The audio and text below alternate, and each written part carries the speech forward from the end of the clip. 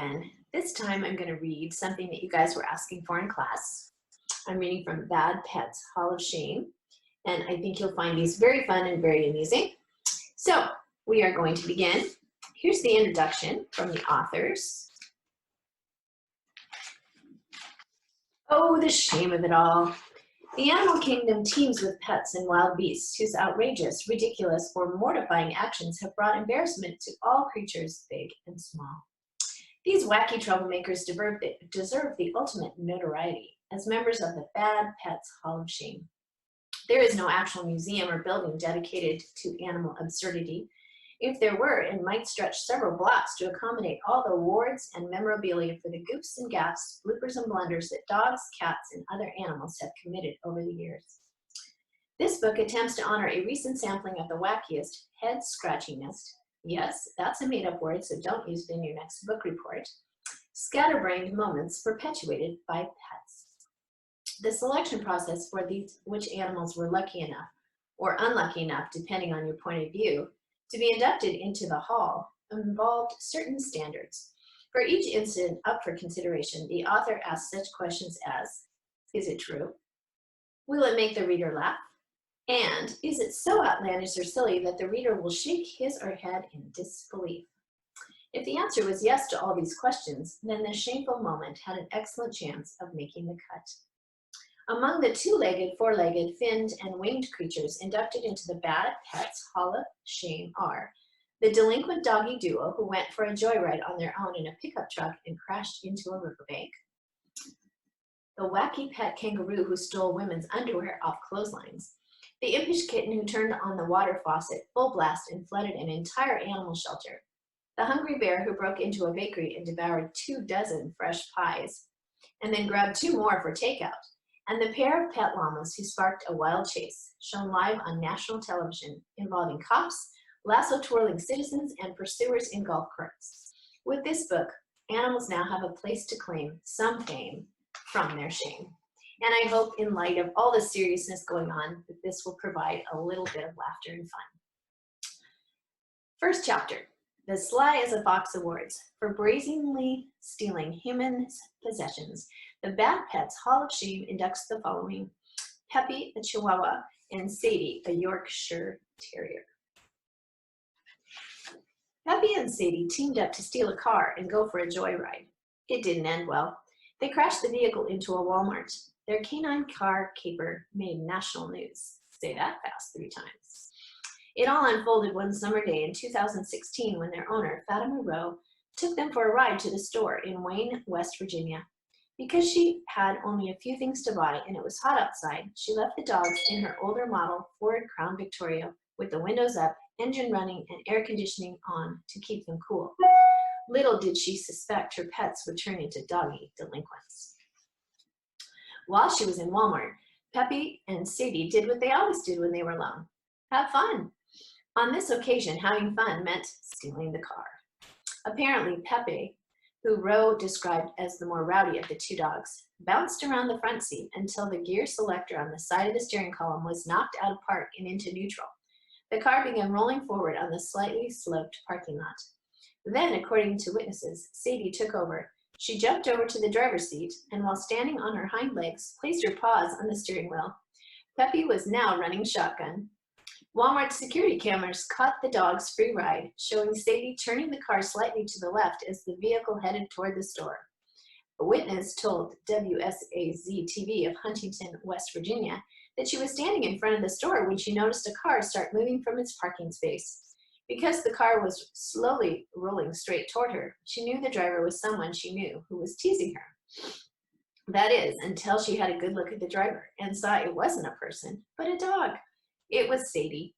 The woman stepped out of the way in time and then watched in disbelief as the car gently crashed into the front of the store. Acting like a typical car thief when a joyride ends, Peppy decided to hightail it out of there. He pressed a button on the passenger side armrest that lowered the power window. Then he jumped out of the car, leaving his accomplice to take the rap. A Walmart employee paid shoppers and asked that the owner of a Crown Victoria come to the front of the store. When Rowe identified herself, the employee explained what had happened. I couldn't believe Peppy and Sadie had done it, she told the news channel. A bystander told Roe Sadie was driving the car. Recalled Roe, I thought, she can't drive. Besides, the only license Sadie has is a dog tag. Fortunately, Roe was able to retrieve Peppy. Because there was hardly any damage to the car or the building, no charges were filed by the officer who responded to the scene. After WSAZ aired the story and posted it on Facebook, the station received dozens of comments from viewers. One person said Sadie had to be texting while driving. Another wrote, she was just having a rough day. Get it? R-U-F-F. There's another little story that goes along with this one. This is Roscoe, the yellow Labrador Retriever, and Luna, the Border Collie, who were also thieves. Roscoe and Luna wound up in the doghouse after carjacking their owner's pickup, going on a wild ride for several blocks, and then crashing the vehicle into a riverbank. In 2014, the partners in crime were left inside their owner's truck, which was parked on a hill near downtown Tulsa, Oklahoma. After about 15 minutes, they somehow put the gear selector into neutral. They were ready to roll. When Roscoe and Luna were behind the wheel, the vehicle careened down the street for 3 blocks during rush hour. It zoomed across busy 4-lane Riverside Drive without colliding into startled motorists, and then barreled across a popular path where runners and pedestrians scattered out of the way. The ride came to an abrupt end when the truck slammed into the bank of the Arkansas River, proving Roscoe and Luna weren't good drivers. Heck, the dogs couldn't even parallel bark. I got around to the front of the house where the truck was, and it's like, not there, said the dog's owner, Scott, who declined to give his last name. He told the news channel, I was like, did it get towed? And I just thought, no, it didn't. He soon learned it was much worse than that, thanks to his 2 pets. 2 boys on skateboards saw the vehicle leave in front of the residence, and they did try to catch up with it, with no luck, Tulsa firefighters said. After giving up the chase, the boys watched the dogs and the pickup narrowly avoid traffic and joggers before crashing into the riverbank. 4 witnesses called police to report the runaway truck, which had gathered pretty good speed, down the hill to the river. Tulsa Police Department spokeswoman told reporters, when the fire department arrived, they were looking around for the driver, but no one was in the front but the dogs, she said. Roscoe and Luna were unharmed.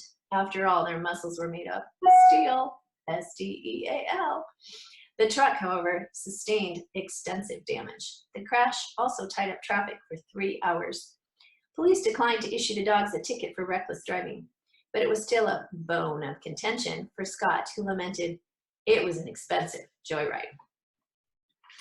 Honorable mention goes to a yellow Labrador Retriever. In 2016, this dog drove off in a semi-trailer that was pulling a full load. The dog apparently wasn't. The truck traveled about 100 yards before crashing into a tree and a parked car. The canine was a travel companion of a long-distance trucker who had stopped at a Quick Trip in Mankato, Minnesota. The driver had left the cab with the engine running to go into the store. The lab then hopped into the driver's seat, accidentally knocking the gear shift, so the semi began to move forward. The truck traveled through the parking lot, crossed a street, and jumped a curb. With the dog still behind the wheel, the semi toppled a small tree and struck a car parked a few feet away. The lab was not hurt. The Mankato Free Press published a photo of the dog leaning out of the driver's side window, surveying the damage.